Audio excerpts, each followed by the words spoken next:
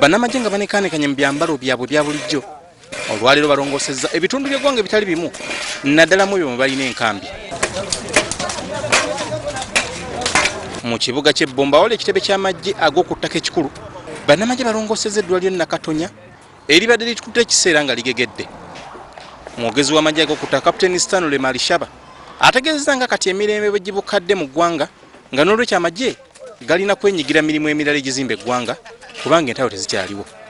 Community service so bwe tukola ebintu ebyo tuba tuddayo mu bantu kubanga tuli bantu, tuli magye g'abantu, tuba mu bantu tukola, abantu basiimye security yaffe naye tetwagala kukola ku security yokka naye n'emirimu emirala egy'abantu gisanyusa abantu egirimu endwadde okubawonya endwadde n'ebintu ebirala bifaanana bwe bityo. Amagye galongoosezza ebifo by'eddwaliro naddala woodi, oluggya wamu n'ebifo ebirala ebibadde biddugala okuzaama. Omulimu gwe bakoze gusimiddwa nnyo abakulembera eddwaliro ly'e Nakatonya wamu n'abakulembeze b'ekitundu kino. Kiraba bulungi okuba batuyambako ku hygiene okubeera nga binyirira bulungi. Buli February nga 6 bannamagye lwe bajaguza olunaku eggye ly'eggwanga erya UPDF lwe lyagunjibwawo okusobola okukuuma bannayuganda n'ebyabwe. Era ng'omulimu guno bagukoze okumanya ddala kati emyaka 32 beddwa.